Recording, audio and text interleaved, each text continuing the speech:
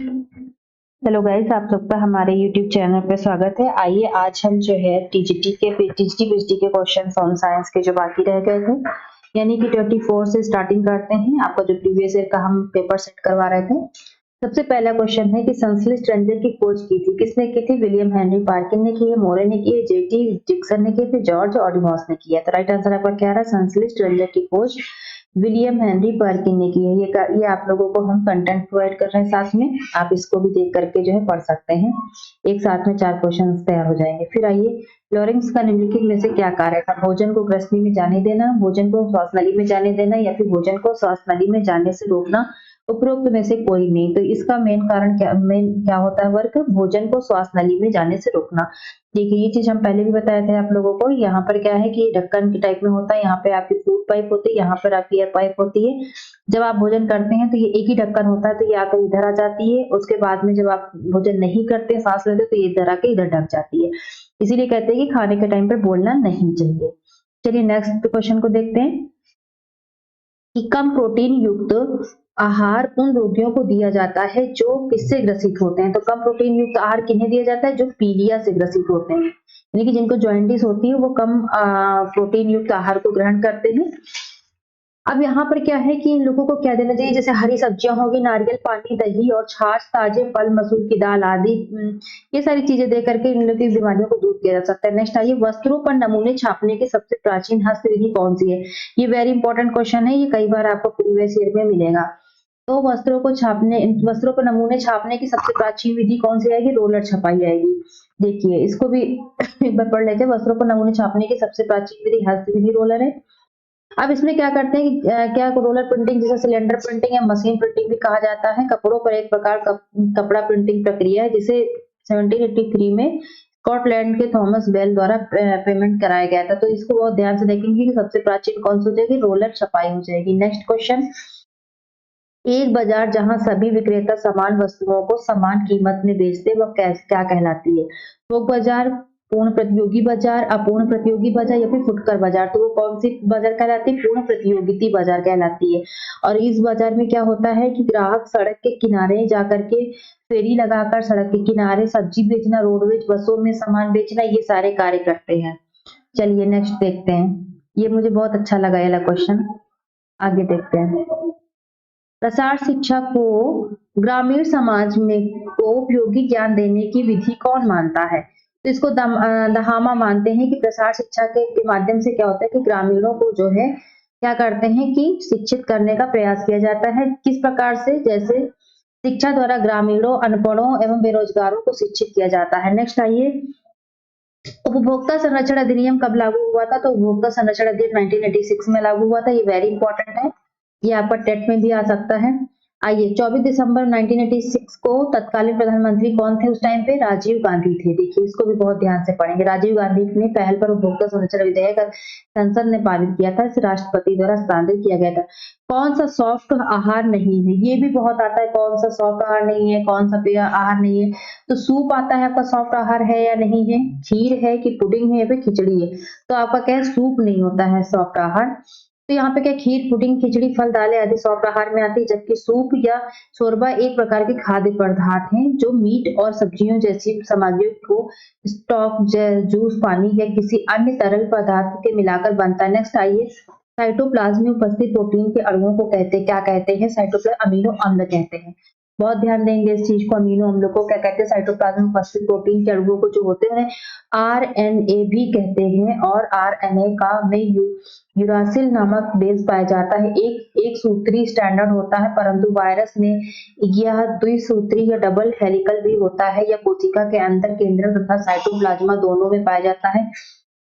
RNA का मुख्य कार्य प्रोटीन संश्लेषण में सहायता करना। आयोग ने इसका उत्तर कौन सा माना है? तीसरा ही माना। तो तीसरा भी आप भी मान के चलिए। देखिए, साबुत अनाज किस विटामिन के महत्वपूर्ण सोर्सेस होते हैं? तो साबुत अनाज विटामिन बी के जो है अच्छे सोर्सेस होते हैं।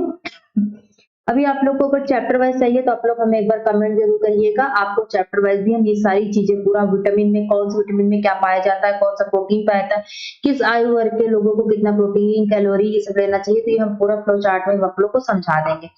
नेक्स्ट आइए देखते हैं, वनस्पति कोशिका तथा जंतु कोशिका में समान रूप में पाया जाता है। क्या पाया जाता है वनस्पति और उसमें, तो आपका यहाँ पे केंद्रक आएगा कि वनस्पति कोशिका और जीव कोशिका में क्या पाया जाता है, केंद्रक पाया जाता है। देखिए नेक्स्ट आइए देखते हैं, श्वेत रक्त कणिकाओं को अनियंत्रित उत्पादन कहलाता है। क्या कहलाता है, तो ल्यूकेमिया कहलाता है। श्वेत रक्त कणिकाओं को अनियंत्रित उत्पादन ल्यूकेमिया कहलाता है। ल्यूकेमिया खून से जुड़ी गंभीर बीमारी जिसे ब्लड कैंसर भी कहते हैं, बहुत ज्यादा भयंकर बीमारी होती है।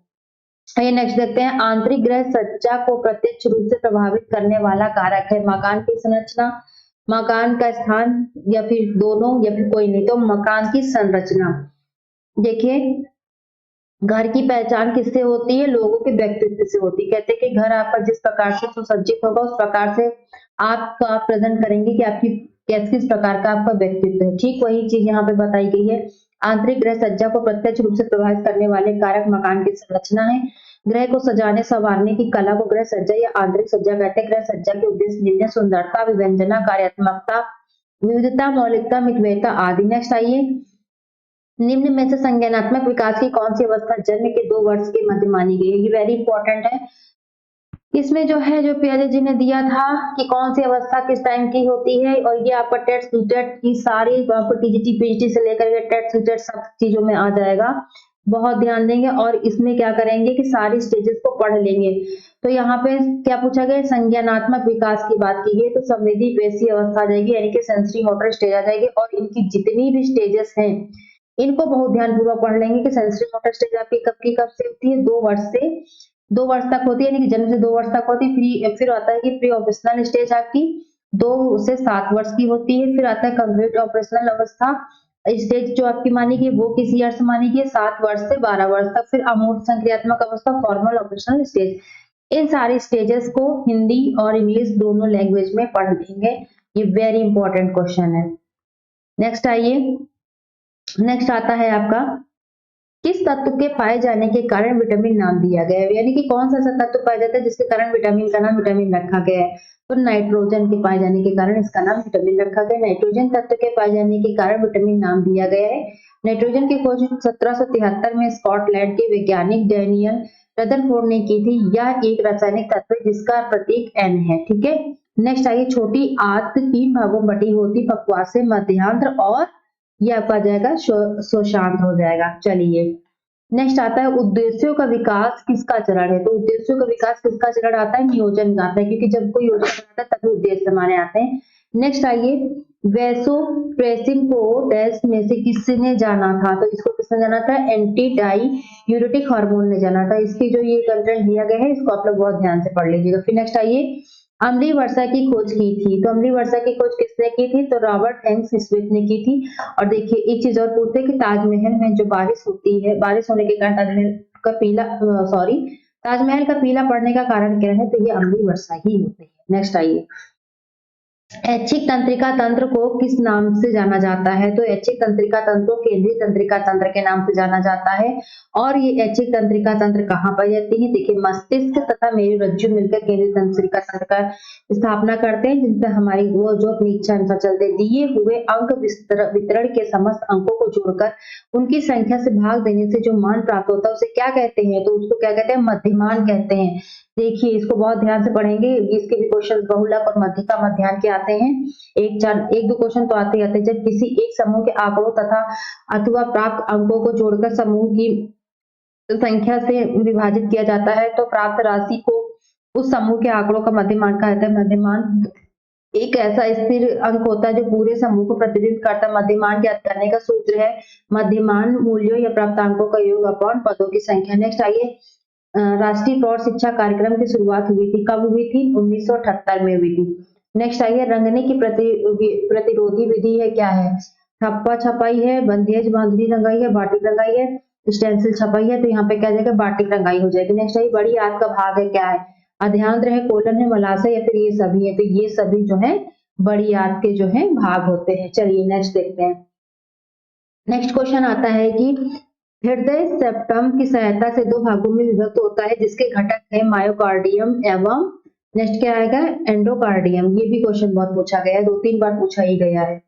नेक्स्ट आइए, नमी परीक्षण किस रेशे पर लागू होता है, कि नमी परीक्षण किस रेशे, तो आपका सूती वस्त्र पे ही आएगा, तभी सूती वस्त्र जो है आपका गर्मियों के सीजन में बहुत ज्यादा यूज किया जाता है। नेक्स्ट आइए, किसी विशेष वस्तु को प्रभुत्व देने के लिए किस प्रकार की प्रकाश की व्यवस्था का प्रयोग किया जाता है, तो यहाँ पर केंद्रित प्रकाश व्यवस्था का प्रयोग किया जाता है, ना कि छाया प्रकाश व्यवस्था, ट्रैक प्रकाश व्यवस्था, प्रत्यक्ष प्रकाश व्यवस्था, बल्कि कौन सा केंद्रक प्रकाश व्यवस्था। किसी विशेष वस्तु को प्रभुत्व देने के लिए केंद्रीय व्यवस्था का प्रयोग किया जाता है। घर में प्रकाश व्यवस्था उसके उपयोग में निर्भर करती है। नेक्स्ट आइए, जल शुद्धिकरण की रासायनिक विसंक्रमण विधि में कौन सा प्रयोग नहीं किया जाता है, तो कौन सा, लकड़ी का कोयला शुद्धिकरण में फिटकरी का उपयोग किया जाता है, ब्लीचिंग पाउडर का किया जाएगा, लकड़ी का कोयला का कोई रोल नहीं आता है, बिल्कुल फालतू का क्वेश्चन है।